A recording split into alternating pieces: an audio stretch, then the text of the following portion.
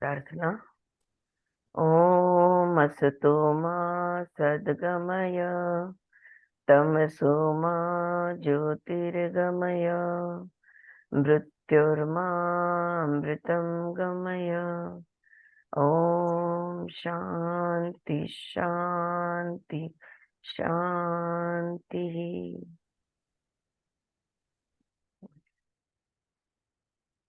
कल हमने जो मुद्दा उठाया था उसी मुद्दे पे आगे आज बात होने वाली है। So we had stopped on page number 174 yesterday. Yoga says just the opposite. Okay. आज की दुनिया जो है उपभोग की दुनिया है। एडवर्टाइजिंग वर्ल्ड जो है इसका एक ही काम है कि बस तुमको बेचना। राइट, तुमको कुछ भी करके, अगर चाहे तुम्हें जरूरत हो या ना हो, पर तुम्हें वो खरीदने को लगाना। राइट। योग बिल्कुल इसका ऑपोजिट कहता है।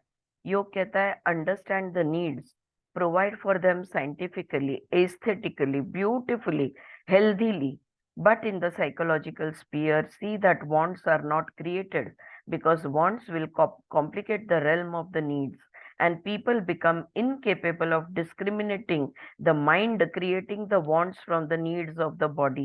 They are interwoven together. इस पॉइंट पे हम लोग रुके थे कि जो हमारी नीड्स है और वांट्स है, तो हमारा मन कभी कभी भेदभाव भी नहीं कर सकता है। मतलब पहचान भी नहीं सकता है कि क्या ये मेरी गरज है या मेरी मांग है। हाँ, या मेरी जरूरत है या मेरी मांग है, क्योंकि ये इतने एक दूसरे में जुड़े हुए होते हैं। And as there are seven notes in a music, there are seven notes in our body too. The biological needs are the notes of the music, and the psychological world has its notes. They should not be mixed up. तो जैसे सात सुर होते हैं कोई भी धुन में या म्यूजिक में, जैसे सप्त सुर होते हैं, सात सुर होते हैं, तो उसी तरह हमारे शरीर के कोई सुर होते हैं और हमारे मन के भी कुछ सुर होते हैं, और इनको मिक्स नहीं करना चाहिए। शरीर की जरूरत और मन की मांग, इसके बीच में हमें फर्क समझना चाहिए। Wants make you ambitious to acquire, to obtain. It stimulates what is called as काम डिजायर। अगर एम्बिशियस तुम हो गए, बस प्राप्ति के पीछे अगर आप चले गए, चाहिए चाहिए, ये चाहिए वो चाहिए, तो इससे क्या होता है, इच्छाएं बढ़ती जाती है। हमारी डिजायर्स नेवर एंडिंगली, ये भी चाहिए, काम जिसको कहा जाता है, तो काम वासना भी कहते हैं। हमारे यहाँ वासना को बहुत गलत तरीके से लिया गया है। इस शब्द को बहुत we have understood it very wrongly. But काम वासना यानी मन की इच्छाओं को स्टिमुलेट करता है, ये जागरूक करता है। Please do not translate the word kama in an unscientific way. It does not refer only to the sex instinct और सेक्स इम्पल्स। काम का मतलब सिर्फ मैथुन से नहीं है या सिर्फ सेक्स से नहीं है। I am oneness. Let me flower into the manyness. From the Upanishads referring to creation, the word kama means the energy of desire. पहले कुछ भी नहीं था। अगर हम इस ब्रह्मांड की उत्पत्ति जो वेद उपनिषद में समझाई गई है उसके बारे में पढ़ते, if we read about the cosmogenesis, how the cosmos came into existence, so it says first there was nothing, but that nothing, it was one, it wanted to become many. और ये जो उसकी इच्छा थी, ये सबसे पहली काम इच्छा यानी एनर्जी ऑफ डिजायर। ओके, कि कुछ नहीं था, फिर उसका एक था, वो एक था, एक का मन किया कि मैं अपने आप को अनेक का रूप दे दूं। ये जब उसका मन किया तो वो जो इच्छा जागृत हुई, that is the energy of desire, जिसको हम संस्कृत में कहते हैं काम। In the last verse of the fifth chapter, we will come across this verse. A yogi sees the emergence of the impulse of karma, of desire, and the very perception of the emergence stops the emergence. आखिरी श्लोक में ये कहा गया है कि जो योगी है ना, वो जब काम जागृत होता है मन में, हाँ, काम का बीज जो है, ये अंकुर उसको फूटता है, वो जागृत होता है, तो योगी तब भी उसको देख लेता है, और उसके देखने से ही वो जो इम्पल्स, वो जो काम जागृत हो रहा था, वो बैठ जाता है। हम्म, क्या मतलब हुआ, देखते हैं। The impulse does not become operative. तो जो वो संवेदना थी, वो जो इच्छा हुई थी, वो इच्छा को पूर्णत्व की तरफ जाने नहीं देता। जो भी योगी है, या आप मेरे जैसे योग अभ्यासु है, वो हर इच्छा को पूर्णत्व की तरफ, या उसको काम को वासना में बदलने नहीं देता। Okay, the impulse does not become operative because he has seen it at the very beginning. हमारा क्या होता है पता है, बहुत देर हो जाती है जब हम हमारे ध्यान में आता है कि अरे ये तो मेरी काम है, ये तो मेरा डिजायर है, इसकी मुझे जरूरत नहीं थी, मैंने खामोखा इसकी इच्छा कर ली, अब ये फुलफिल हो गया, अब मुझे नहीं चाहिए, या जो भी कुछ है। हाँ, we become aware of our desires very late. कहने का मतलब ये है, सजगता सूक्ष्म स्तर पर ले जाओ, बहुत अलर्ट और अवेयर रहो, बहुत जागरूक रहो। जब कोई इच्छा प्रकट होती है, प्रकट होते ही उसको देख लो, और वहीं के वहीं उसको रोक लेना है। Right? He has seen it at the very beginning.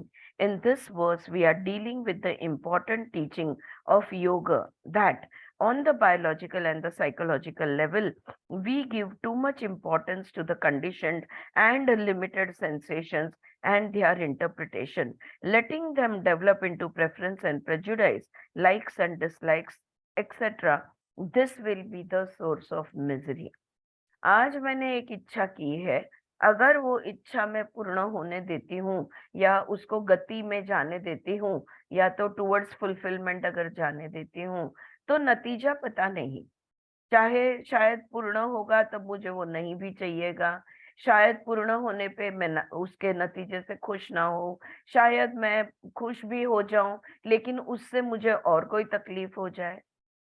हाँ, जो भी जो हर एक चीज जो है ना, ये क्लिष्ट हो सकती है। हर एक वृत्ति, गति जो है ना, ये क्लिष्ट हो सकती है। तो ये दुख का कारण बन सकती है। इन शॉर्ट अगर कहा जाए, तो हर इच्छा दुख का कारण बन सकती है। Although I would love to be brief, I must take you to the word bhog. अब आगे आगे बढ़ना है जल्दी जल्दी इस भगवत गीता के श्लोक में, लेकिन फिर भी कुछ शब्द समझना बहुत जरूरी है। अगला शब्द लेते हैं, भोग। In I am sorry in a yogic way of living, according to the Vedic culture that has been verbalized in this part of the world thousands of years ago, bhoga implies experiencing. भोग का मतलब क्या होता है, इस शब्द का अर्थ होता है अनुभव लेना। भोग का मतलब होता है अनुभव लेना। Bhog means to experience. If you go through the drama of your body, it demands according to its needs, and you are providing these. If you go through these demands in the same way as watering the garden, plowing the field, washing the clothes, providing food, etc., if the needs of the body are provided for without stimulating the sense of pleasure and pain, like and dislike, then such a person has gone beyond the drama of birth and death, beyond the pleasure of birth and the pain of death. जिस तरह से देखो, खेती करते हैं, झाड़ को पानी देते हैं, कोई भी कपड़े धोते हैं, कुछ भी कोई भी हम काम करते हैं ना, हम करते ही चले नहीं जाते। हाँ, that would be neurosis, right? बोलेंगे दिमाग सटक गया इसका, 10 मिनट से कपड़ा घिस रही है फटने तक। हम ऐसा नहीं करते। जो भी कर, जितना जरूरी है उतना ही करते हैं। गार्डन में जितना जरूरी है उतना ही पानी डालते हैं। खेती में जो काम जितना जरूरी है उतना ही करते हैं। अगर ज्यादा या कम किया तो फसल अच्छी नहीं आएगी। उसी तरह वो जिस तरह से जितना जरूरी है उतना करते हैं, उसी तरह से इस शरीर की जरूरतों का को हमने पूर्ण किया, जितना जरूरत है उतना। तो शरीर भी हमसे बात करेगा, वो भी हमको बोलेगा और दे दो या बस करो, और फिर हम उसको सुनेंगे और रुक जाएंगे।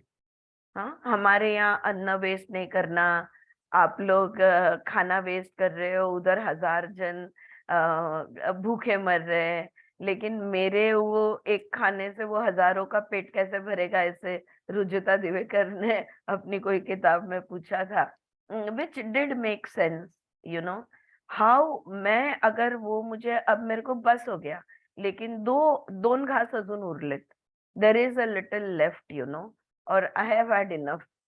And if I take that extra, then the karma is going to increase. And I am overfeeding myself. Okay?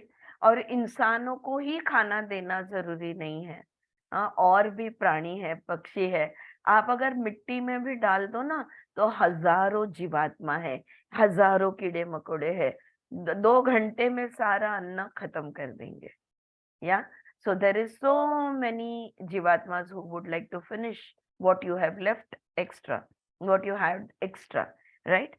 जो भी जस्टिफाई करो या मत करो, कहने की बात ये है कि जितना जरूरी है, अगर शरीर के साथ तुम्हारा संबंध अच्छा है, खुद के ही शरीर के साथ अगर तुम अच्छा संबंध बनाए रखते हो, तो ये शरीर एग्जैक्टली कितनी नींद चाहिए, कितना पानी चाहिए, कितना अन्न चाहिए, कब स्पर्श की इच्छा उसे होती है, सब कुछ वो तुम्हें बताएगा। उसको कौन से कहते हैं, हमारा बॉडी में ना पूरा पूरा मेडिकल स्टोर भरा हुआ है, पूरा फार्माकोलॉजी भरा हुआ है। जो भी आपको दवाई चाहिए, हमारे शरीर उसे प्रोड्यूस कर सकता है, लेकिन इसके लिए शरीर के साथ हमारा संबंध अच्छा होना जरूरी है। हमने खुद के साथ अच्छे संबंध बनाने जरूरत है। Connect to your body, communicate to the body definitely speaks with you, and you can learn to communicate on a regular basis, and you will, yes Chitra. इसका एक एग्जाम्पल हमारे सामने है। जब हमें ज्ञान की भूख लगती है, हम 3 बजे उठ के मोबाइल के स्क्रीन के सामने बैठ जाते हैं। मन और शरीर दोनों अपना हमें बात करेगा, हाँ। दोनों बताएंगे कि उनको क्या जरूरत है। Very true. That was lovely. अरे, और पूरे सामने हमारी लाइब्रेरी खड़ी हो पूरे जाती सामने है। लाइब्रेरी। अभी के लिए उतनी काफी है। फिर धीरे धीरे बढ़ाएंगे। या सो विदाउट, और ये जब ऐसा संबंध होता है ना, तो सुख भी नहीं और दुख भी नहीं। बहुत ज्यादा खा लिया, इसका मन मेरा तृप्त हो गया, वो सुख भी नहीं। बहुत ज्यादा खा लिया, अब अपचन हो गया, वो दुख भी नहीं। ऑलराइट, हम सुख दुख से हट जाते हैं, पसंद नापसंद से हट जाते हैं। ऐसे इस तरह से जो व्यक्ति जीता है, वो मृत्यु और जीवन से भी वो अलग हो जाता है। हाँ, ड्रामा जो है, ये जीवन मरण का ड्रामा जो है, इससे भी वो हट जाता है। न उसे पैदा होने का सुख है और न उसे मरने का दुख है। हाँ, इस तरह से that is to live through the biological events without allowing the mind to create an experience out of it. हमारे शरीर में जो भी कुछ होता है ना, पतंजलि ने इसलिए निद्रा को भी, नींद को भी वृत्ति बताया है, जो क्लिष्ट या अक्लिष्ट हो सकती है। क्यों उन्होंने वृत्ति बताई? बिकॉज हम नींद में थे, हम कुछ मालूम नहीं है क्या हुआ क्या नहीं हुआ, पूरी तरह सोए हुए थे। फिर भी उठने के बाद हम निद्रा को एक अनुभव में बदलना चाहते हैं। हम कहना चाहते हैं, अरे कितनी अच्छी नींद हुई, या तो आज तो मेरी नींद ही नहीं हुई। हर एक चीज को हम अनुभव में बनाना चाहते हैं, बदलना चाहते हैं। क्यों हमें जिंदगी को अनुभवों से भरते हैं? क्योंकि हर अनुभव से हमें सुख या दुख प्राप्त होता है। और हम चाहते हैं कि ज्यादातर हम सुख के अनुभव से जीवन को भर दे। हाँ, तो फिर सुख के साथ हमारा अटैचमेंट हो जाता है, और जब भी वो हमें नहीं मिलता हम दुखी हो जाते हैं। या सुखानुशय रागः दुखानुशय द्वेषः। हम उसके अटैचमेंट में आ गए। हमको सुख भी नहीं चाहिए, दुख भी नहीं चाहिए। हमको न्यूट्रल में रहना है, हमको दृष्टा बन के रहना है, ऑब्जर्वर बन के रहना है। तो हम हर एक चीज का एक अनुभव बनाते। हम कहीं घूम के आए, अनुभव, मूवी देख के आए, अनुभव, शॉपिंग करके आए, अनुभव। अनुभव, कोई भी घटना कब बनती है? जब उसमें से हम कुछ भावना, कोई फीलिंग या इमोशन को एक्सपीरियंस करते हैं, तब जाके वो भोग बनता है या एक्सपीरियंस बनता है या अनुभव बनता है। अगर फीलिंग को हटा दो ना, अरे बड़ा मजा आया, अरे बड़ा दुख हुआ, इसको अगर हटा दो आप, तो कोई अनुभव तैयार नहीं होगा।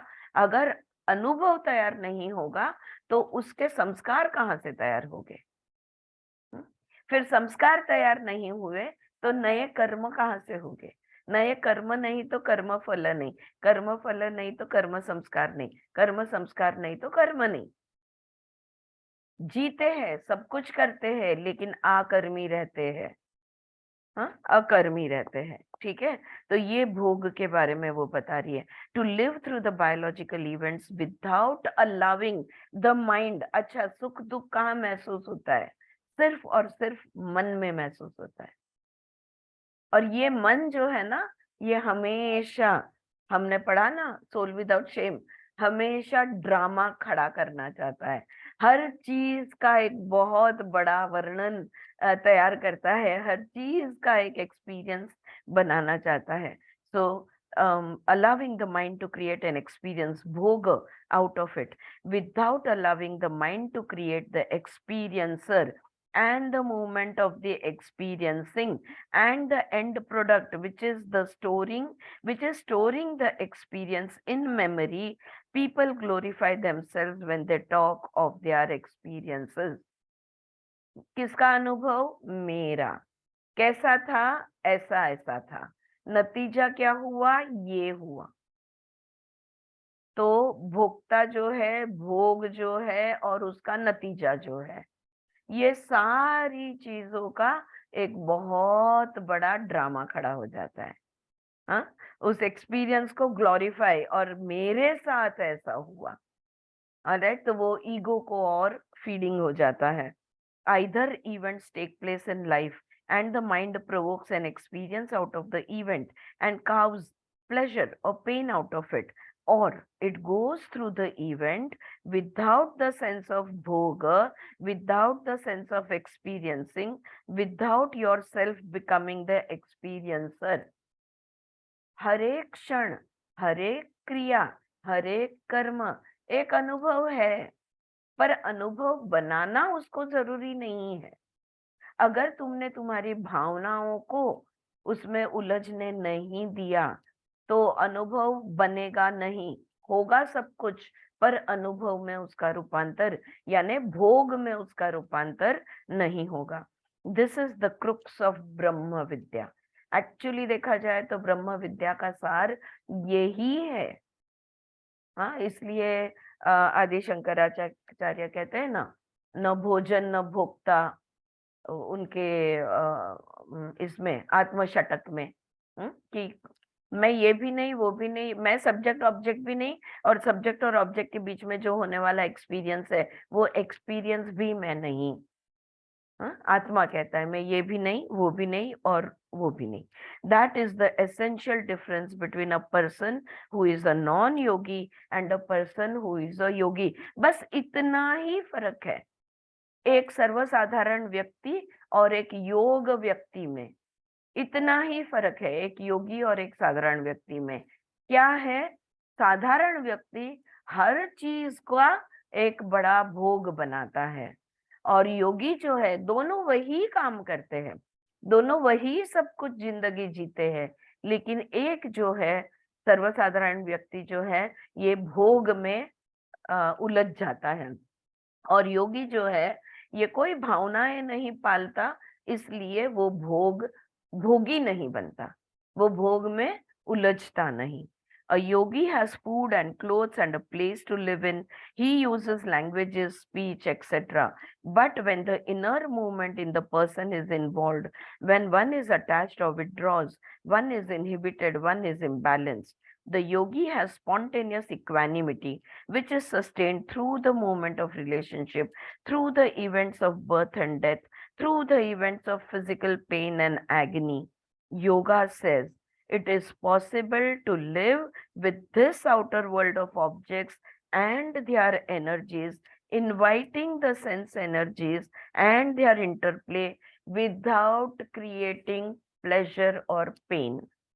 The sensation of pleasure or pain, preference or prejudice is called as klesha, suffering, as one of the sutras in Patanjali Yoga tells us. तो अभी जो मैंने बात बताई वही क्लिष्ट कब होगा, क्लेश कब होगा, जब हम भावनाओं के माध्यम से किसी भी चीज में उलझेंगे। हाँ, करना सब कुछ है, जीनी जिंदगी है, रेगुलर लाइफ हमें जीनी है, लेकिन उलझना कहीं भी नहीं है। चाहे बहुत अच्छा चल रहा हो या चाहे जिंदगी में रुकावट आ रही हो, लाइफ में चैलेंजेस हो या लाइफ हमारी इजी हो। लाइफ इजी है इसलिए बहुत ज्यादा कूदेंगे, लाइफ डिफिकल्ट है इसलिए बहुत ज्यादा रोएंगे। हाँ, ये नहीं करना है। जिंदगी जीनी है, बाह्य गति चालू है, अंदर से मन स्थिर है, किसी भी चीज में बह के नहीं जाने वाला। तो spirituality is the ending of psychological suffering. हरेक सुख और हरेक दुख सिर्फ और सिर्फ मानसिक है। शरीर को कोई दर्द नहीं होता। अगर कोई व्यक्ति कोमा में है, अगर उसका मन उधर से गायब है, तो तुम उसका बिंदास विदाउट एनेस्थीसिया उसका ऑपरेशन कर लो, कोई फर्क नहीं पड़ेगा। मन जहां है वहां पे सुख और दुख है। Is it clear? All right. If the mind is involved, there will be prejudice and preference, like and dislike, pleasure and pain. Without the mind, इसलिए पतंजलि ने पहला ये सूत्र दे दिया, योग यानी चित्त वृत्ति का निरोध। ये चित्त में उठने वाली वृत्तियां, ये माइंड में उठने वाले थॉट्स, इनको बंद करो, इनको रोको, इनका निरोध करो, इनको बिल्कुल रोक दो। जब ये वृत्तियां रुक जाएगी, ये मूवमेंट्स, ये थॉट्स रुक जाएंगे, तो दुख का अंत हो जाएगा अपने आप। If the psychological suffering does not end, whether you have done mantra yoga, tantra yoga, hatha yoga, whatever, it has no value.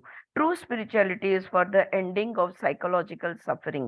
Physical pain cannot be ended. It is a part of the game. It is a part of the biological life. शरीर तो बूढ़ा होने वाला है, शरीर की तकलीफ, शरीर के साथ जो भी कुछ होने वाला हो रहा है वो होते, जो भी किसी भी शरीर के साथ ageing process, always the aging process is going to go on, because that is how it is. All right, what we have to end is this mental suffering. The body can carry on as it is, but suffering is in the mind. वो mental suffering को खत्म करना है.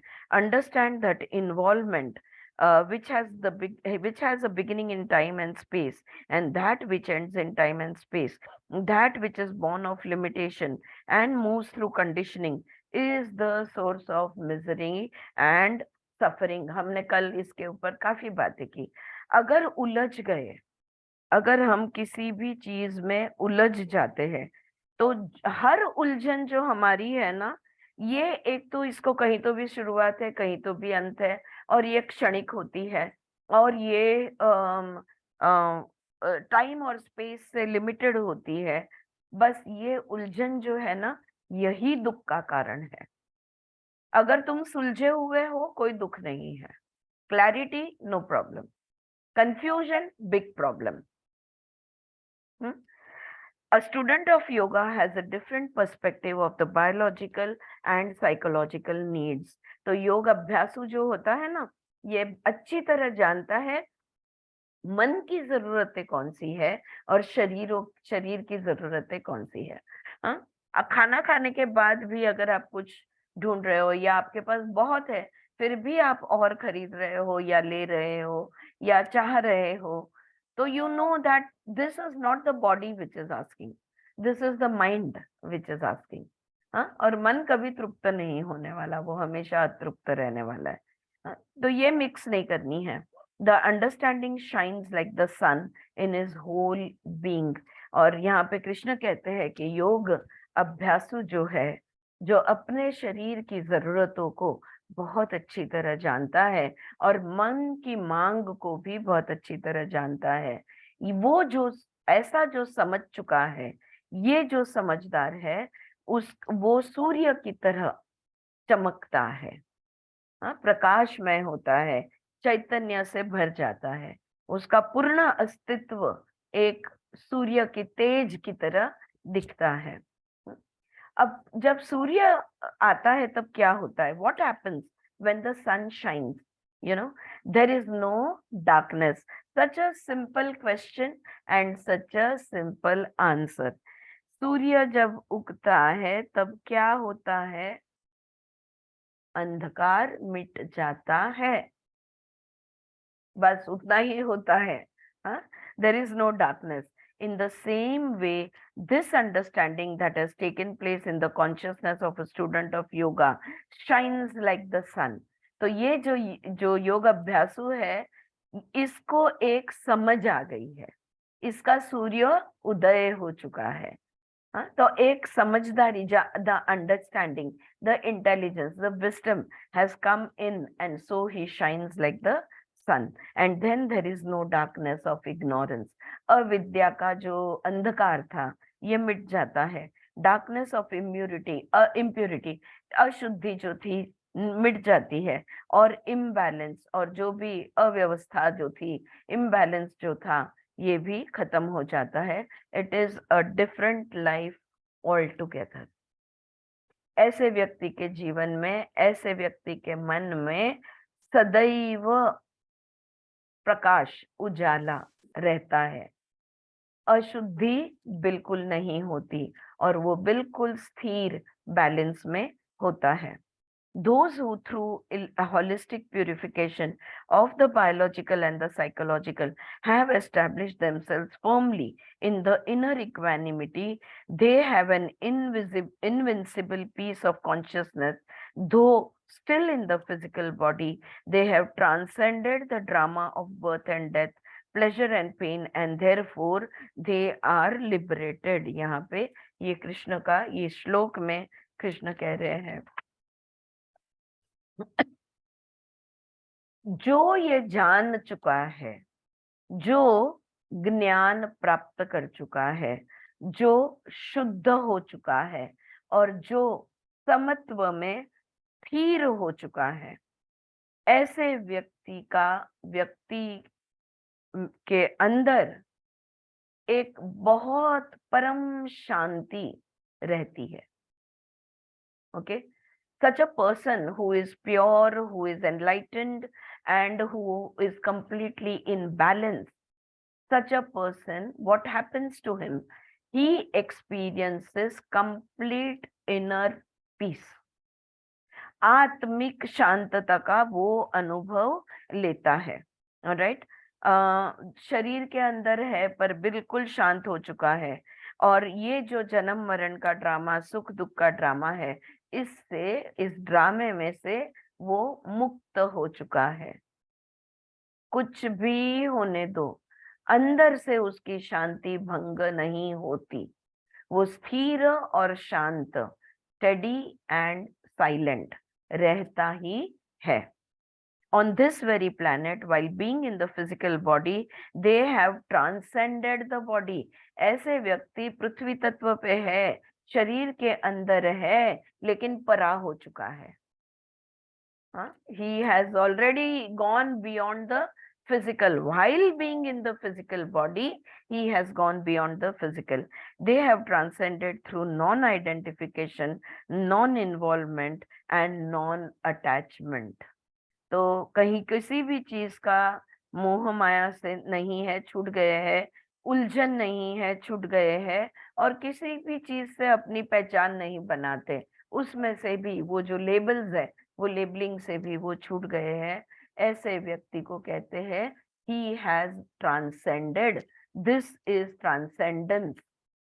परा हो गए हैं, अपरा से परा हो गए हैं। Please let us not attach any mysterious meaning to the words liberation. हम लोग कहते हैं ना मोक्ष प्राप्ति, लिबरेशन, तो पता नहीं क्या क्या हम लोग अर्थ निकालते हैं उसका। तो कुछ इसमें कोई बड़ा रॉकेट साइंस नहीं है, और कोई इसमें जादू नहीं है, या ये कोई सिर्फ किताबी बातें, ग्रंथों में दी गई बातें नहीं है। Liberation, enlightenment, transformation, transcendence, these are scientific terms. Spirituality is as precise as the science of physics or mathematics. So there is no mystery about it, no mystic connotation in those words. It has a very simple meaning. You know, spirituality is so simple. There are no complications as in the social, economic, political structures. It is a non-structural organic wholeness. Very simply, we complicate the matter. All right. आध्यात्म बहुत सरल है, बहुत सीधी है। आध्यात्मिक व्यक्ति बहुत सरल, बहुत सीधा, बहुत शांत होता है। तो ये जो परा चला गया है, या जिसको आत्म साक्षात्कार हो गया है, या हम कह सकते हैं कि मोक्ष प्राप्ति हो गई है, कैवल्य प्राप्ति हो गई है, तो ये जो चीजें हैं, इसमें कोई गूढ़ नहीं है। वो समझ चुका है, वो परम सत्य को जान चुका है, और परम सत्य समझ जाने के वजह से वो बिल्कुल शांत हो गया है। इसी को मुक्त होना कहते हैं। क्यों? क्योंकि अब उसकी लाइफ में कोई सुख दुख का खेल नहीं है। Okay, he is no more involve with pain और pleasure. He is not looking at any consequence of any karma. So he is free from pain and pleasure. सुख दुख के खेल से मुक्त होना, इसी को मोक्ष कहते हैं, इसी को कैवल्य प्राप्ति कहते हैं। और बुद्धिस्ट में निर्वाण कहते हैं। कोई अलग चीज नहीं है। सुख दुख का खेल खत्म है, तुम्हारा कैवल्य प्राप्ति हो गया। It's as simple as that. हम इसको बहुत कॉम्प्लिकेट कर देते हैं। Yeah, they have already transcended the drama of birth and death, pain and pleasure. Though they are still in the physical body, those whose consciousness is established very firmly in a spontaneous equanimity and holistic purification, जो शुद्ध हो गए हैं, मन, बुद्धि, शरीर, हर एक स्तर पर जो शुद्ध हो गए हैं, जो समाधि की अवस्था में, समस्थिति, समत्व की अवस्था में आ गए हैं, ये लोग सब सुख दुख के ड्रामा, जीवन मरण का ड्रामा, इससे वो मुक्त हो गए हैं। इसी को जीवन मुक्ता कहते हैं। जीवन में है लेकिन मुक्त है। Beautiful the way the Gita elaborates upon this issue. One more verse, और एक श्लोक देखते हैं। Pain and pleasure are physical sensation.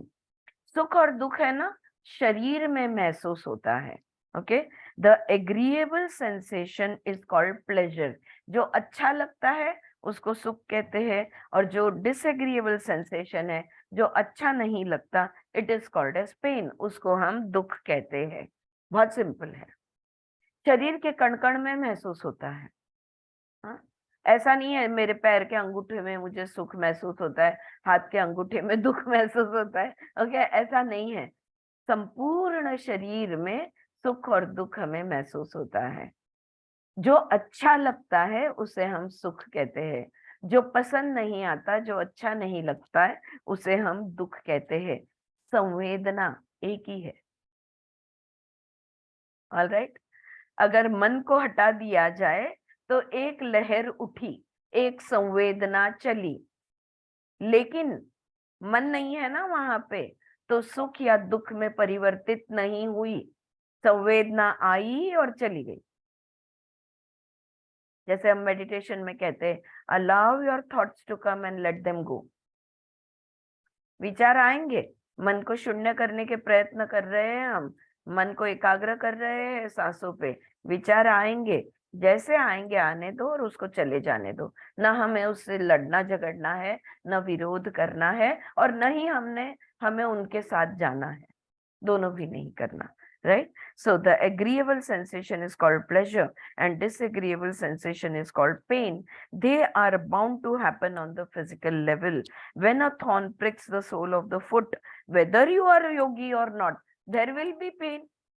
है ना? तुम योगी हो या ना हो, काटा चुभा, दर्द तो होने ही वाला है। What happens? क्या होता है? A non-yogi, a person who has not studied yoga, creates an issue out of that event. हाँ, पूरा गाना है ना, एक पूरा काटा चुभ गया। उसमें से एक पूरा ड्रामा, जो योगी नहीं है उसको एक वो घटना बना देगा। एक कांटे ने मुझे चुभा, a thorn pricked me. The thought gives it continuity. फिर घर आके बोलेगा, फिर दोस्त को बोलेगा, फिर दिन में 10 बार किसी न किसी को बताएगा, किसी और 100 बार खुद के मन में विचार करेगा, आज मुझे कांटा चुभा था, आज मुझे कांटा चुभा था। Right? But instead of a thorn pricking the foot, I think the thorn pricked me. I have pain. Actually कांटा किसको चुभा है? पैर को नहीं चुभा है, मुझे चुभा है। दर्द पैर को थोड़ी हो रहा है, मुझे हो रहा है। It is your ego which is hurt. Okay, do you see how the pain of a body, a physical event is attributed to the person? मेरे पैर में एक कांटा चुभा, ये नहीं कहेंगे आज ना मुझे कांटा चुभा। you know, it is a direct experience. भोग लेते हैं तुरंत और उसको एक घटना बना देते हैं। Even when agreeable and pleasant events take place, a yogi does not create a special sense of the pleasant experience out of it. He does not get excited when something very pleasing has happened and does not get depressed or sad. He does not enter inertia if something painful happens. कुछ दुख भरी चीज हो जाती है, हम कहते हैं जाने दो, मुझे अभी ये लाइफ में कभी इसके साथ कुछ लेना देना नहीं है, चाहे वो वस्तु हो या व्यक्ति हो, हम नाता तोड़ने निकल जाते हैं। सुख आता है तो उलझ जाते हैं। योगी जो होता है, ये कांटा चुभा, कांटा को निकाल देगा, पैर रखेगा और काम अपने रास्ते चला जाएगा। फिर दोबारा सोचेगा नहीं कि अरे आज मुझे कांटा चुभा था।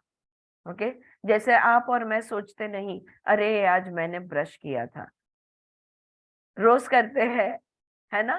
सोचना क्या है? और रोज बोलते हो क्या 10 जन को मैंने आज ब्रश किया, मैंने आज ब्रश किया? नहीं, it is such a, our mind is not involved in everyday activities. let the mind be not involved in everyday life itself. All right, so then we will stop creating dramas, right? So there is because he is conscious of the unity between the biological and psychological and the transpsychological, he takes it as a part of the game and goes through the pleasure and pain without looking back upon the memory next moment. सुख आएगा, दुख आएगा, और सुख दुख से वो परा भी जाएगा। और कुछ हद तक आपको और मेरे साथ ये हो रहा है, मैं जानती हूँ, कि हम लोग ना सुख में बह जाते हैं, न दुख से रोते बैठते हैं। और हम जब मेडिटेशन में होते हैं या दिन भर में भी जब हमारा मन शांत होता है और हम शून्य अवस्था में चले जाते हैं, ये तीनों चीजों को हम हाईलाइट नहीं करते। सुख आया आया चला गया, दुख आया आया चला गया, समाधि में थे, हाँ थे, वापस आ गए। We don't create an event out of it, या उसकी स्मृति में उसका रूपांतर नहीं करते। There is no continuity. उसके बारे में हम घड़ी घड़ी सोचते नहीं है। अगर घड़ी घड़ी सोचोगे नहीं, घड़ी घड़ी याद करोगे नहीं, तो वो स्मृति में रूपांतर उसका नहीं होगा। और अगर वो घटना स्मृति में कन्वर्ट नहीं हुई, तो वो तुम्हारे चित्त में जाके बैठेगी नहीं, कोई बीज वहां पे बनेगा नहीं। Alright, there is no continuity. A yogi does not suffer from chronic memory. अगर दुख सुख दुख का खेल छोड़ दो तो कौन सा क्या फायदा हमें मिलता है? सुख दुख का खेल छोड़ने से हमें क्या प्राप्त होता है? हम स्मृति से मुक्त हो जाते हैं। सुख दुख का खेल खेलना छोड़ देंगे तो स्मृतियां बनती नहीं, और हम स्मृति से मुक्त हो जाते हैं। He goes through the events without those events leaving behind any residue as memory. हमारी स्मृति यानी कर्म संस्कार है। अगर संस्कार शेष नहीं बचे तो वो फिर से जागृत होने का चांस ही कहाँ है? हाँ, उसको खत्म कर दिया। And unless there is a residue of memory, preference or prejudice does not develop. ये तो स्मृति से हम बताते हैं। क्या बनाया है? ओ ये अब मेरे को रश्मि को देख के याद आ रहा है, नूडल्स बनाए हैं क्या? तो मुझे नूडल्स बिल्कुल नहीं पसंद, या जो भी कुछ है, राइट? तो ये कैसे, अभी तुमने आज जो रश्मि ने नूडल्स बनाए हैं वो तुम्हें पसंद नहीं आएंगे, तुमने पहले कैसे तय कर लिया? It came from the memory. स्मृति को हमने फॉलो किया। ओके, और स्मृति वो चीज है जो कभी कभार होके गई है, लेकिन उसके बारे में हमने इतना सोचा कि उसको परमानेंटली हमने फिक्स कर दिया। Alright, so if you don't play in the memory, then there will be no new conditions coming about. Okay, the understanding shines like the sun in the being of the yogi, because the pleasurable and the painful experiences do not leave any mark behind.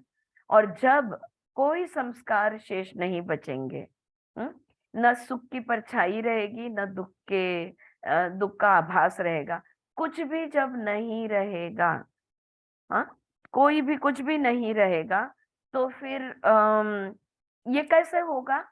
कुछ भी न रहना, ये कैसे हुआ? तो ये तुम्हारे विवेक से हुआ, तुम्हारी समझदारी से हुआ।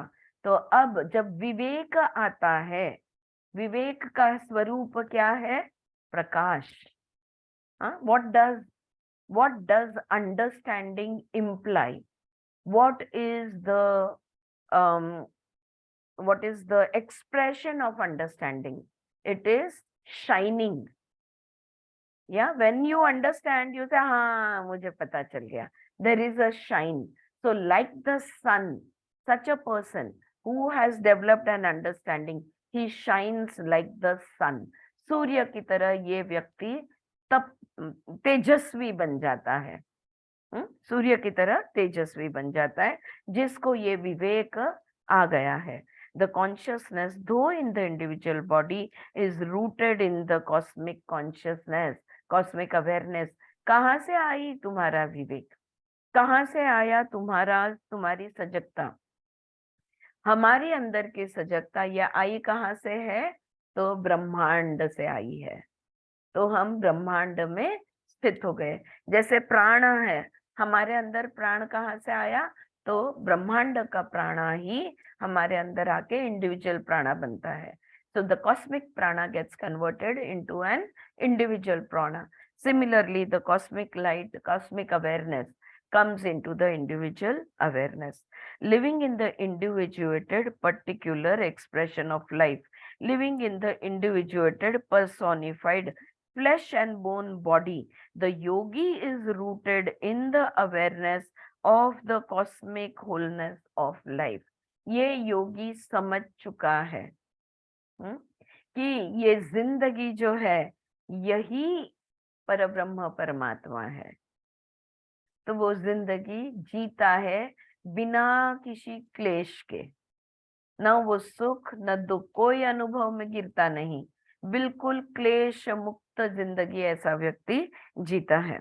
The Gita has become nearly a perennial source of wisdom for human beings who feel concerned about perceiving the nature of ultimate reality and understanding its relationship with one's life and living. ये ब्रह्मांड क्या है, ये आकाश तत्व क्या है, ये परब्रह्मा परमात्मा क्या है, पहला सवाल. दूसरा सवाल, मेरा उससे क्या संबंध है. परमात्मा परब्रह्म देव रहेगा, लेकिन मेरा उससे क्या संबंध है.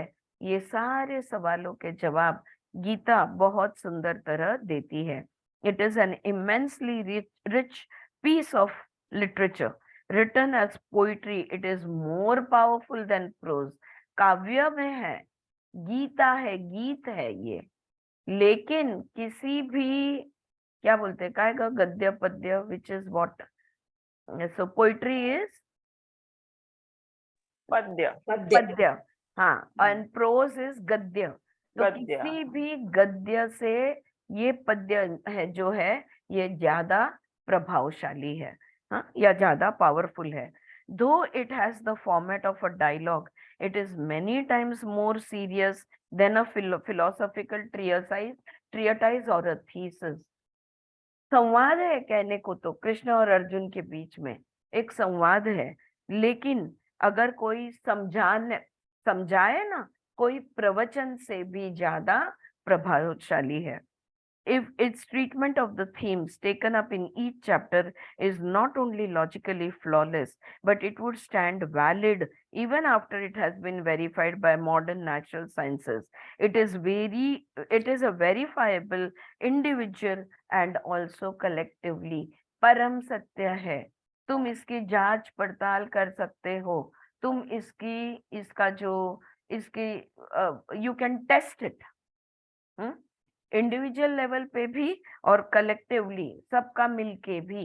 एक अकेले अपना खुद तुम जो भी इसमें सिखाया गया है इसका एप्लीकेशन करके ले लो, या ग्रुप में तुम इस चीज का एप्लीकेशन करो, इसका परम सत्य सामने आके ही रहेगा.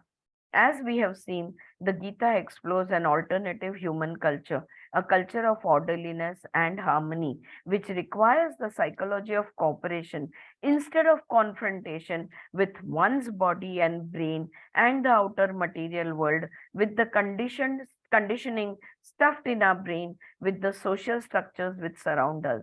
There cannot be a culture of harmony and austere orderliness unless human beings are educated in the psychology of cooperation with themselves and others. विरोध करोगे तो मुश्किलें ही मुश्किलें हैं. अपने ही मन से विरोध, अपने ही शरीर से विरोध, अपने ही भावनाओं से विरोध, अपने ही विचारों से विरोध, और यही चीजों का दूसरे लोगों के साथ भी विरोध. अगर विरोध में रहोगे तो कभी भी समत्व प्राप्त नहीं होगा, कभी भी अनुशासन नहीं बनेगा. अगर समत्व में रहना चाहते हो तो बाह्य हो या आंतरिक हो, हर एक चीज ने हर एक के साथ कोऑपरेट करना होगा. You understand this? If my body is saying something, then my mind also should be saying the same thing. Get it? Okay. If my mind is happy but my body is unhappy, ये हो गया विरोध या विरोधाभास, right? तो यहाँ पे अगर हम चाहते हैं अच्छी जिंदगी जीना, समत्व में रहना, अगर हम खुद के साथ समत्व में रहना चाहते हैं, हम दूसरों के साथ समत्व में अगर रहना चाहते हैं, तो हमें कोऑपरेट करना सीखना होगा। ये मन और शरीर एक दूसरे के ऑपोजिट खड़े होकर नहीं चलेगा, या तुम और मैं एक दूसरे के ऑपोजिट खड़े रहकर नहीं चलेगा। ऑलराइट। और फिर अगर हम कोऑपरेट करते हैं एक दूसरे के साथ, हम समत्व में रहते हुए एक दूसरे के साथ बहुत अच्छे संबंध अगर संभालते हैं, तो हमें क्या मिलेगा, है ना? हमको तो क्या मिलेगा इसमें ही सबसे ज्यादा इंटरेस्ट है कि अगर ऐसा तुम बोल रहे हो, ऐसा अगर मैंने किया तो मुझे क्या मिलेगा। Peace is the perfume of an attitude of cooperation and the implementation of that attitude in human relationships. परम शांति की प्राप्ति होगी। अगर झगड़ा नहीं करोगे, अगर कोऑपरेट करोगे, तो परम शांति का अनुभव, उसका सुगंध हर समय तुम्हारे साथ रहेगा। So the Gita explores an alternative culture of order and harmony, and it educates us in the psychology of cooperation with the physical, psychological, and trans-psychological. It educates us in holistic purification, which is the essence of Raja Yoga, and it leads us towards the avenue of self-generated, self-sustained bliss, which is the byproduct of communion. अगर मेरा मन, मेरा शरीर, मेरे विचार, मेरी भावनाएं, ये सब कुछ एक सूत्र हो गई, हाँ, if everything cooperates with each other, if everything becomes one, then मुझे क्या मिलेगा? हाँ, परम शांति मिलेगी, ये एक बात हो गई। लेकिन परम शांति लेकर मैं क्या, और क्या होगा आगे? तो हमें परमानंद की अवस्था प्राप्त होगी। अगर ये परम शांति को हमने स्थिर रखा या उसको समत्व में स्थिर कर दिया, तो हमें परम आनंद का अनुभव होगा। We will experience bliss. और यही राजयोग का सार है। और ये जो परम आनंद है, ये कैसा है? Self generated and self sustained.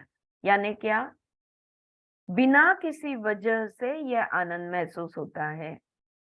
Generally कोई आया तो हमें आनंद महसूस होता है, कोई गया तो हमें आनंद महसूस होता है, कुछ लिया तो आनंद महसूस होता है, कुछ नहीं लिया इसलिए आनंद महसूस होता है। खुशी के लिए कोई ना कोई कारण होता है। बिना वजह के खुशी नहीं होती। बिना वजह की खुशी को परमानंद कहते हैं। क्लियर? हाँ? What is the ultimate bliss and what is the temporary pleasures that we are talking about? All right. So this is the byproduct of communion. ये जुड़ने के वजह से, ये संबंध अच्छे रखने के वजह से होता है। Krishna has referred to the foundation of Hatha Yoga as well as Raj Yoga in verses 27 and 28 in particular. 27 और 28 श्लोक जो है ये 5वें अध्याय का, इसमें कृष्ण ने हठ योग और राजयोग की बात की है। We have seen that the sensation of pleasure and the experiences of pain carved out of the contact with outer objects is the source of misery and suffering. तो हमने देखा कि ये सुख दुख के अनुभव जो होते हैं ना हमें, ये बाह्य चीजों के साथ जुड़ने की वजह से जो खुशी या गम महसूस होता है, इसमें से ही सुख या दुख ये जो होता है, इसी में से सारा क्लेश, सारा दुख निर्माण होता है। 27 श्लोक में कृष्ण कहते हैं, minimise the contact with the outer world. ये बाह्य दुनिया है ना, इसके साथ काय म्हणतो आपण ह्याला योगामध्ये? जनसंघ परित्याग। जनसंघ परित्याग। तो हमने दुनिया से या दुनिया की चीजों से या व्यक्ति विषयों से हमने थोड़ा दूर रहना है। Minimise the contact with the outer world. First, restraining the contact with the outer world Secondly, studying the sight contained in the eyes and focusing it on the point between the true eyebrows. ये हठ योग सिखा रहे हैं कृष्ण यहाँ पे कि एक तो आंखें बंद कर लो तो बाहर देखना बंद हो जाएगा, और उसके बाद में भ्रू मध्य में अपने अंदर की नजर को स्थिर कर डालो। ऑलराइट, ये करने के बाद thirdly, equalizing and harmonizing the movement of the ingoing and the outgoing breath. मन को यहाँ पे तीसरी आंख पे या भ्रू मध्य में एकाग्र करने के बाद अपने सांसों पे ध्यान दो, और ये सांसों को हमारी समत्व में ले आओ। Equalize and harmonize the movement of the ingoing and outgoing breath. Thus, a student of yoga enters meditation and grows into the state of sannyasi या संन्यास, renunciation. इस तरह से जब हम ध्यान की अवस्था में चले जाते हैं तो धीरे धीरे हम वैराग्य में भी जाते हैं। और पतंजलि ने तो कहा ही है, अभ्यास वैराग्याभ्याम तन्निरोध। सिर्फ अभ्यास नहीं करना है, वैराग्य भी हमने डेवलप करनी है। Verse 28 indicates another important point. तो ये था 27वां श्लोक, लेकिन 28वें श्लोक में while verse 27 is referring to the physical aspect of building up harmony, verse 28 refers to the quality of consciousness. तो शारीरिक रूप पे हमने क्या करना है, ये 27वें श्लोक में कहा है कि पहले आंखों को स्थिर कर डालो भ्रू मध्य में, और उसके बाद अपने सांसों को शांत कर दो, हाँ, या धीमी कर दो। तो ये करने को कहा है, लेकिन 28 में वो कहते हैं कि तो ये करते हुए तुम्हारी चित्त की अवस्था कैसी होनी चाहिए, इसके बारे में वो बात करते हैं। What should be the state of consciousness? हाँ, चित्त भूमि कैसी होनी चाहिए, इसके बारे में बात करते हैं।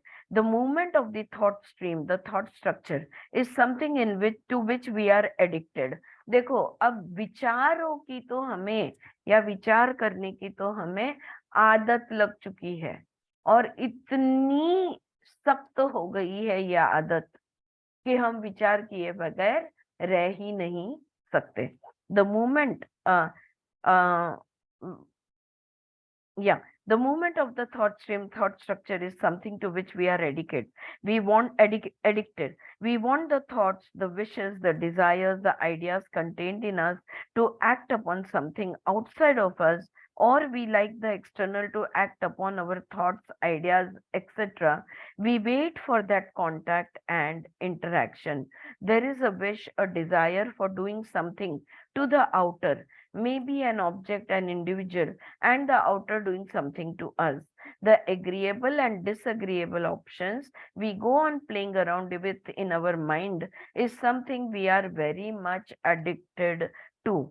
हर वक्त हम सोचते रहते हैं, और हम चाहते हैं कि हम जो सोच रहे हैं उसको हम अप्लाई करें, उसको प्रैक्टिकली अप्लाई करें, या तो हम चाहते हैं दूसरे जो सोच रहे हैं वो सोच हम पर अप्लाई करें। तो हम चाहते हैं, ये इच्छाएं हैं, ये अंदर से आई इच्छाएं, उसको हम पूर्ण करना चाहते हैं, और बाहर से जो आई इच्छाएं हैं इसको भी हम पूर्ण करना चाहते हैं। Outer doing something to us, agreeable and disagreeable. तो इस तरह से ना कंटिन्यूसली हम, हाँ बहुत अच्छा हुआ, नहीं नहीं बुरा हुआ, ये अच्छे और बुरे के बीच में फंस जाते हैं, और यही हमारे दिमाग को आदत हो जाती है। किसी भी चीज को लेकर वो गोल गोल गोल गोल तर्क वितर्क करते हुए बस उधर के उधर घूमते बैठता है। The bane of modern civilisation is addiction to the movement of thought and its verbalisation. और एक यहाँ पे वो जो बात कह रही है ना, आज के जमाने में हमको लगता है हर एक चीज जो हमको लगती है वो हमने बोलनी ही चाहिए, उसे व्यक्त करना ही चाहिए। We have to express everything that we feel and everything that we think. बहुत बातें करते हैं हम। हाँ, जो भी कुछ तुम्हें लगता है वो बताना जरूरी है क्या? हाँ, लेकिन हम हर एक चीज, मुझे अगर कुछ लगा तो तुरंत मैं वो बताना चाहूंगी कि ना मुझे ऐसा ऐसा लगा, राइट? तो ये एडिक्शन है हमारा। The bane of modern civilisation is addiction to the movement of thought and to verbalisation. One can't live without it. बातें किए बगैर, जो भी सोच रहे हैं वो बोले बगैर, जो भी हमने तय किया है, सोचा है, उसको बोले बगैर हम रह नहीं सकते।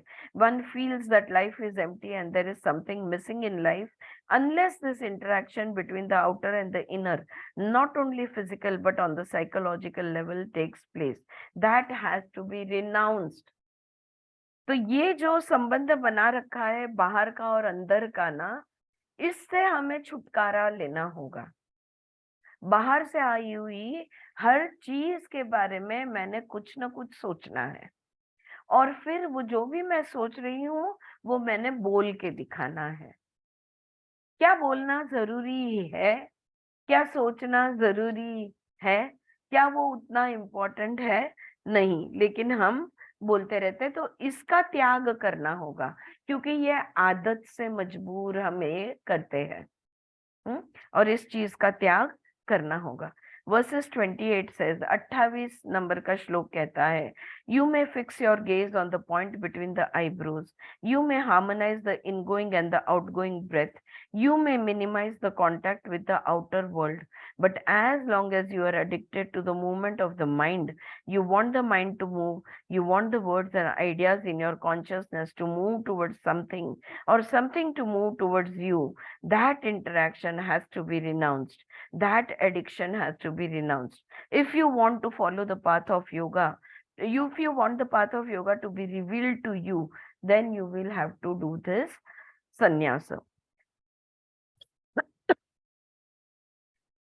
नजर को आप भ्रू मध्य में फिक्स कर दोगे, सांसों को आप रेगुलेट कर दोगे, बाहर की दुनिया से आप नाता कम कर दोगे, लेकिन अगर दिमाग के अंदर, अगर मन में सोच, विचार, आइडिया, शब्द, ये अगर कंटिन्यूअसली खेलते रहेंगे तो बाहर से की हुई हर चीज वेस्ट है। तो जो भी साधना तुम कर रहे हो, जो भी योग कर रहे हो, वो तुम्हें प्राप्त नहीं होगा, वो रियलाइज नहीं होगा, तुम अटके हुए ही रहोगे। हाँ, अब अभी हम लोग, जो कुछ लोग हैं हमारे में से जो स्वर योग की साधना करते हैं, और उसमें हम यही करते हैं ना, विचार ना के बराबर ले आते हैं, मन को भ्रू मध्य में एकाग्र कर देते हैं, माइंड को। ये सारी बातें, हमारा प्राणायाम करते हैं, प्राणायाम के बाद मंत्र जाप करते हैं, मंत्र जाप के बाद मन को एकाग्र करते हैं, सांसों को स्थिर कर डालते हैं, और धीरे धीरे सांस ना के बराबर इस अवस्था तक हम ले जाते हैं। अगर तुमने बाकी के सारे स्टेप्स किए, लेकिन विचार अगर मन में शुरू ही रहे, तो ये सारे स्टेप्स वेस्टेड है, कुछ नहीं होगा, परिवर्तन कोई नहीं आएगा, ट्रांसफॉर्मेशन नहीं होगा। Okay, so this addiction to favourable and unfavourable, agreeable and disagreeable, लोग कहते हैं ना, अरे सुख दुख तो जीवन में होना चाहिए, वरना मजा क्या है? हाँ मजा है न्यूट्रल में रहने में, कितना भी सुख दुख होने दो। हाँ, अंदर से समत्व के भाव में रहने में मजा है। This play of the mind, this constant restlessness of the thought structure, it may stop or it may not stop, but the addiction must discontinue. तो ये जो आदत पड़ गई है ना सोचने की कंटिन्यूसली, इसको हमें रोकना होगा। Your psychological involvement with it has to be renounced completely. जब देखो तब सोच में पड़े रहते हैं, तो इस बात को हमें रोकना होगा। If it goes on and you are not psychologically involved in it, affected by it, if you do not want to suppress, repress, control, change, or improve it, if you don't keep busy dabbling with the thought stream, doing something to it, if you renounce all involvement, all attachment, all addiction, then only the path to yoga is revealed onto you. Yeah. Friends, just give me one moment. 1 minute मैं अभी आई.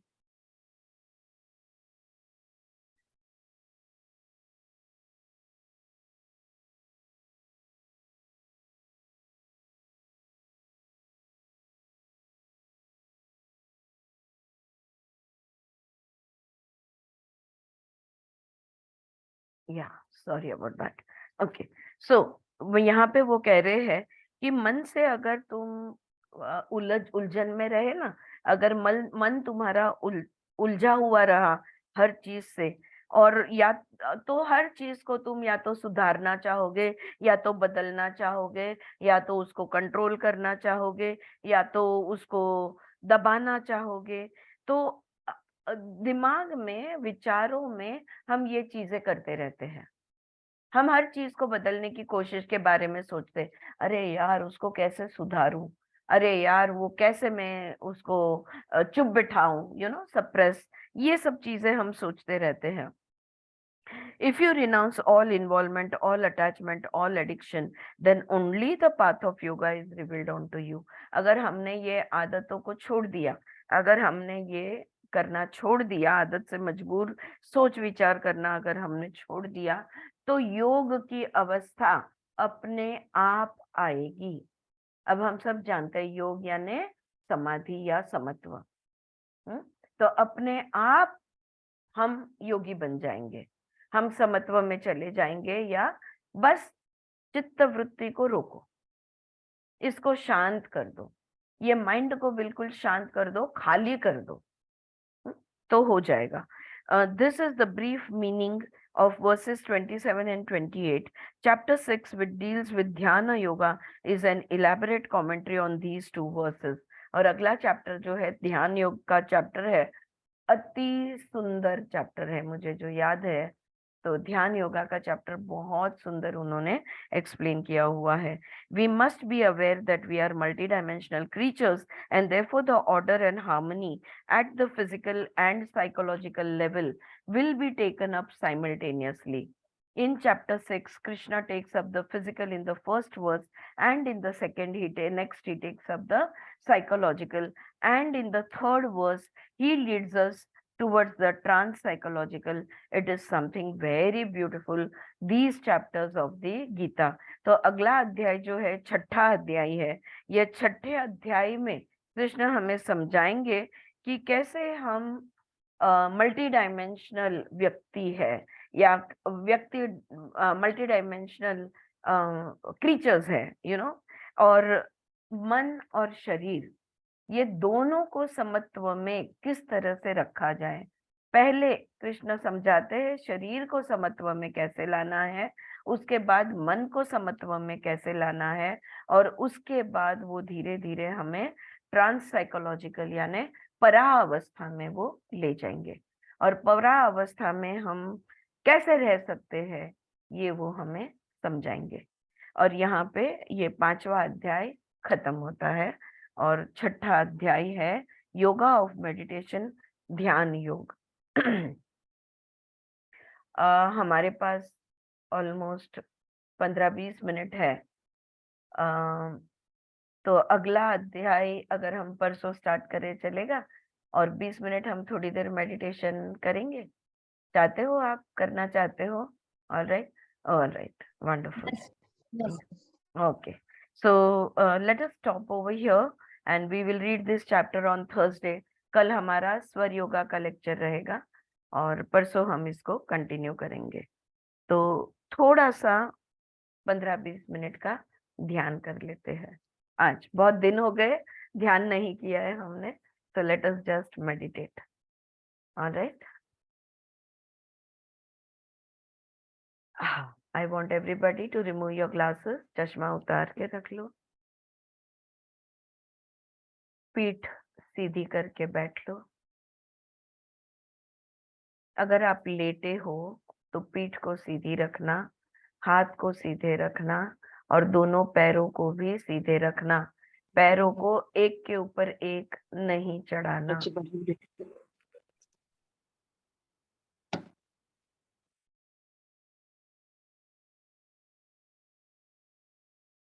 अगर जमीन पे पैर रखे हैं तो पूरे आधार के साथ रखो।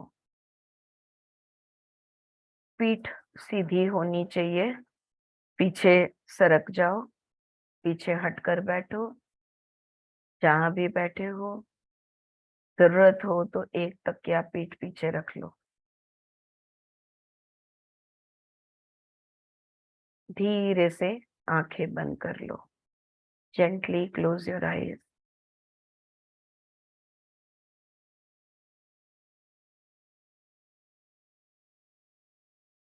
अभी अभी हमने इतनी बातें की है। भगवत गीता से हम बहुत कुछ सीख रहे हैं, जिसका चिंतन मनन सदैव चलते रहता है हमारे मन में। जब से हमने पढ़ना शुरू किया है, एक कंटिन्यूस प्रोसेस रहती है। चिंतन मनन है, लाइफ में एप्लीकेशन है, बहुत अच्छी बात है। लेकिन बीच बीच में इससे भी हमें रुकना होगा। We have to go into complete silence and complete emptiness, at least for few minutes, for some time in the day.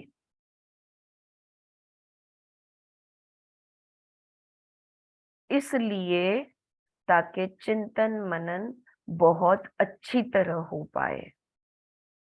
If you empty your mind for some time, when the mind restarts, it functions beautifully and very, very efficiently. For that purpose, we have to learn and practice emptying the mind. मन को शून्य अवस्था में लाना होगा, और अभी हम यही करने जा रहे हैं। मन को शून्य करने के लिए पहले शरीर को शांत करना होगा। Relax your whole body.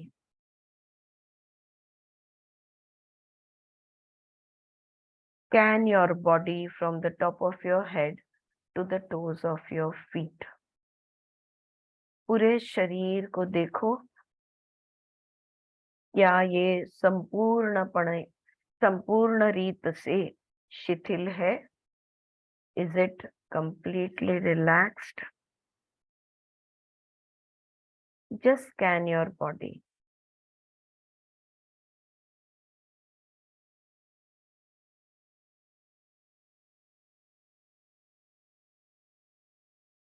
If you feel that one part of your body is not becoming completely relaxed, अगर आपको लगता है कि शरीर का एक अवयव है जो जो जो पूर्णतः शिथिल नहीं हो रहा है, तो there is a very simple technique. वहां के स्नायुओं को कॉन्ट्रैक्ट कर लो, वहां के मसल्स को कॉन्ट्रैक्ट कर लो, टाइट कर लो। कुछ क्षण के लिए उसको कॉन्ट्रैक्टेड स्टेट में पकड़े रखो और फिर उसको ढीला छोड़ दो। Simply contract that body part which is refusing to relax. Hold that contraction and then gently release it. When it releases, it will go into complete relaxation. कर लो, देख लो, पैर से लेके सर तक शरीर का हर एक हिस्सा शांत और अचल, शिथिल, completely relaxed.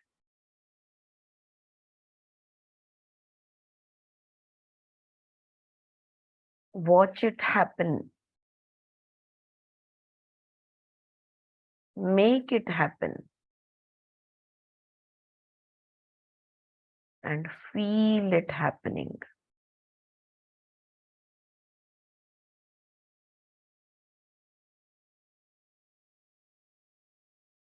both your legs completely relaxed, both your hands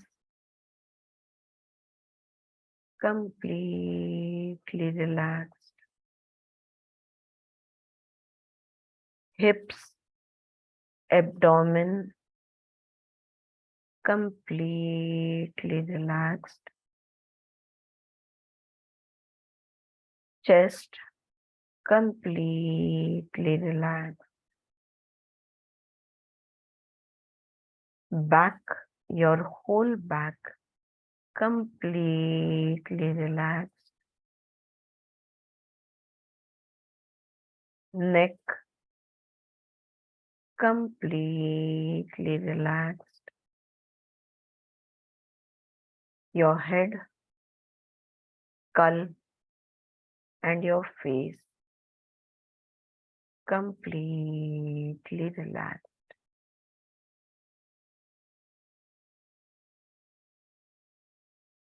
Feel the relaxation flowing throughout your body. Each and every organ, each and every muscle, each and every tissue, each and every cell completely and totally relaxed.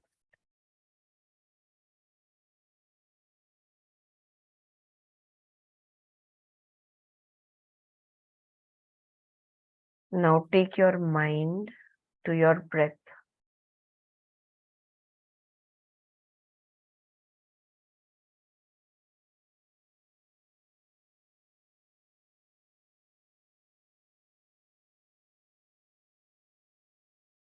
सारा ध्यान अपने सांसों पे ले जाओ.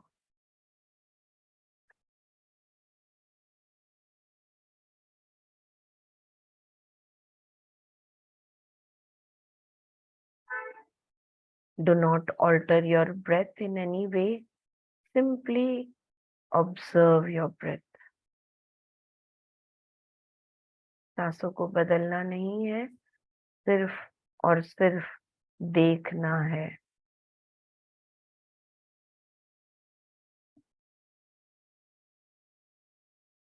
हर सांस, every breath,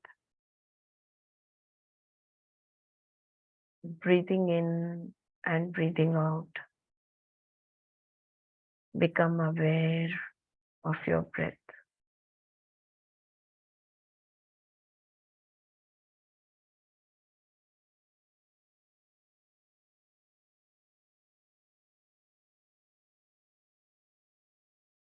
समगति, समलय से चल रही है तुम्हारी सांस और धीरे धीरे सूक्ष्म होती जा रही है.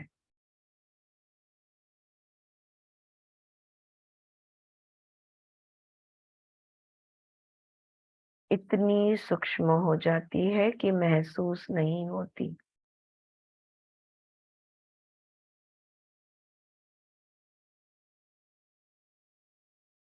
Observe your breath till you can't feel your breath.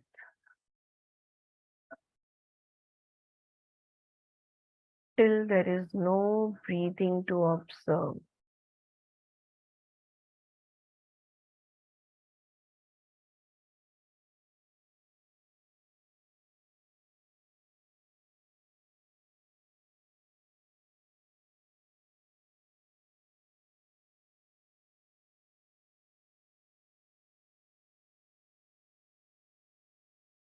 It is as if you are not breathing at all. सांसें ना के बराबर.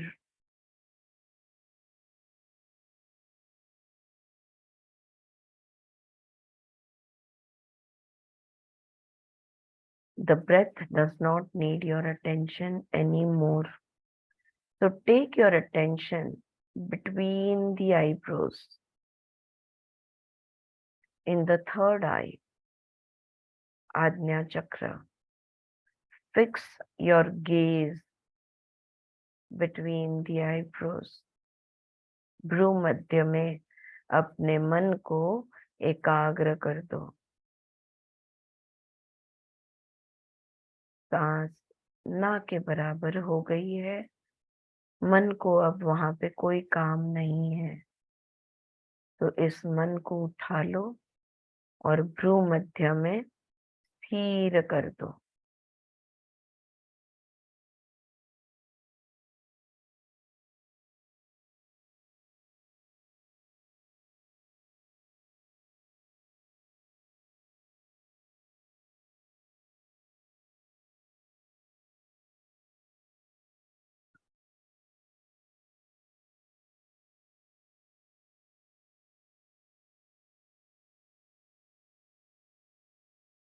Remain in a state of emptiness and silence.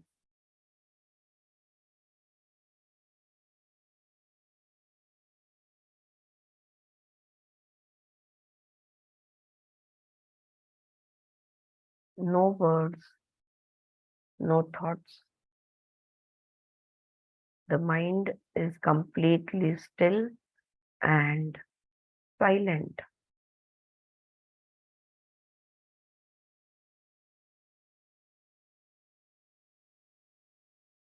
कुछ सोचना नहीं, कोई चिंतन मनन नहीं, कुछ भी नहीं।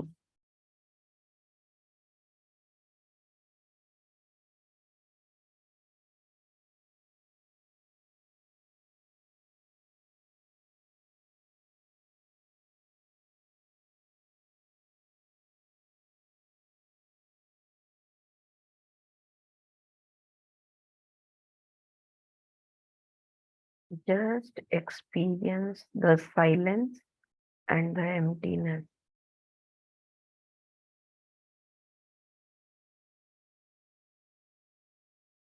इस शून्य अवस्था, इस खालीपन का अनुभव लेना है।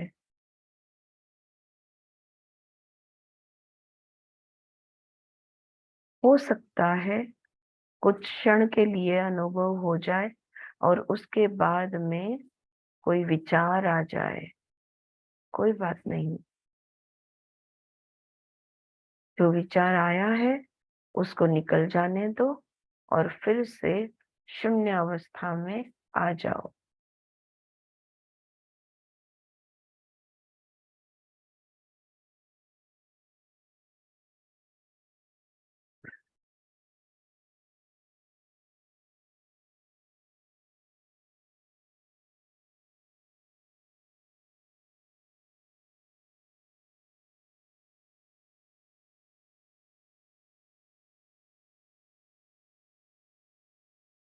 Simply remain in the experience of emptiness and silence.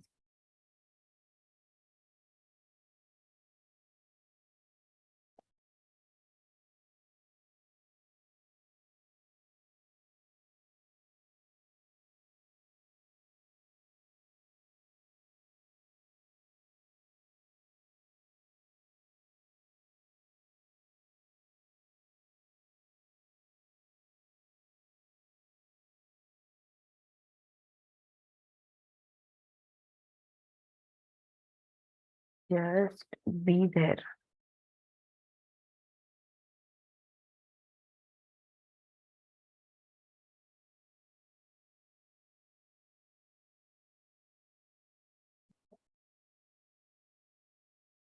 Wonderful. अब धीरे से अपनी नजर और ऊपर उठाइए, सहस्रा की तरफ, सर के ऊपर के भाग में। आज्ञा से सहस्रा, सहस्ररा, भ्रू मध्य से नजर ऊपर उठानी है, सर के उपले भाग में, ऊपर के भाग में। यहाँ पर कल्पना करनी है, इमेजिन करना है, a beautiful light of wisdom. प्रज्ञा का तेज, बुद्धि का तेज,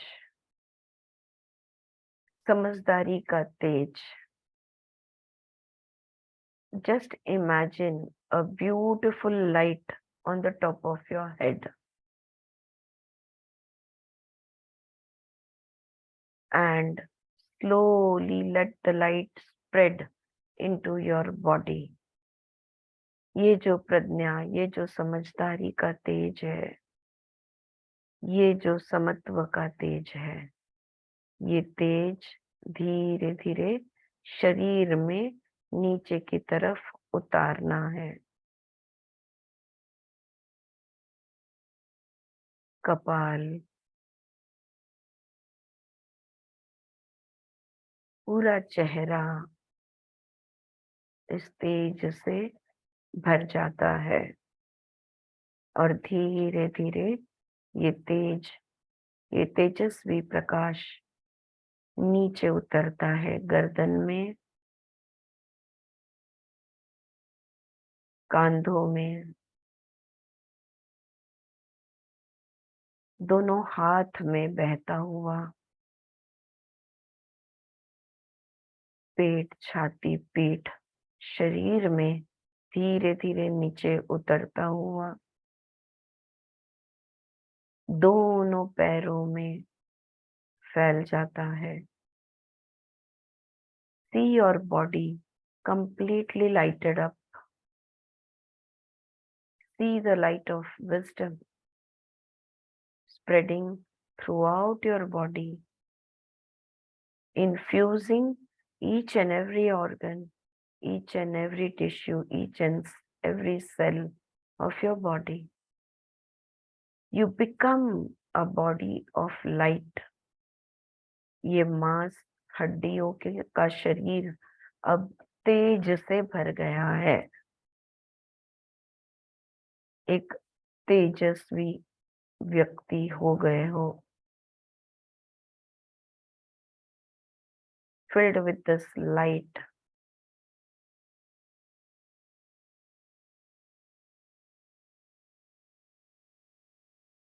इस प्रज्ञा के तेज के साथ इसके आगे जो भी तुम करोगे, जो भी तुम्हारी जिंदगी है, जो भी जीवन व्यतीत करोगे, इस प्रज्ञा के साथ करोगे।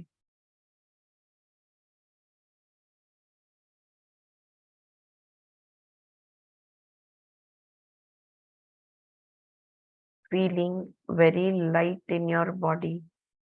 मांस हड्डियों की जगह पर प्रकाश आ गया है, तेज आ गया है, शरीर बिल्कुल हल्का हो गया है।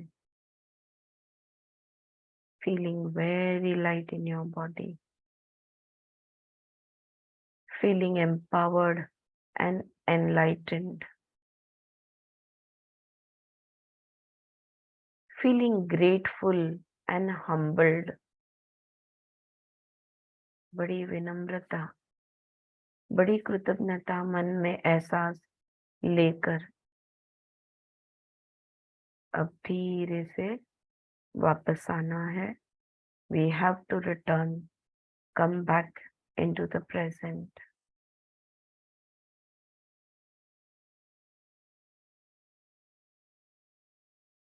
अपने शरीर में फिर से आ जाना है।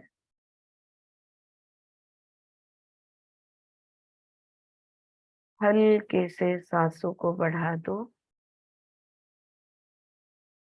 सांसों का एहसास ले लो।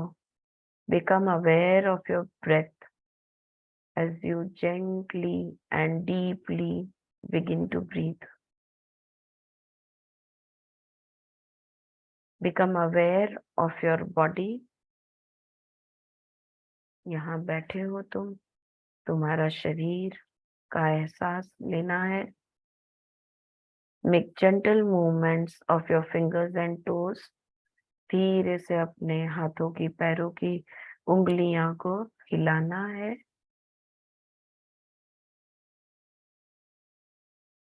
And slowly, very, very slowly, whenever you are ready, rub your hands together, place them on your face and gently open your eyes.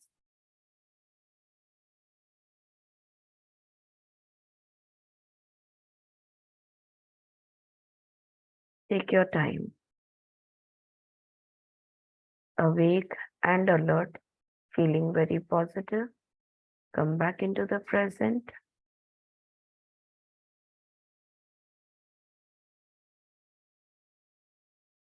please drink some water to ground yourself.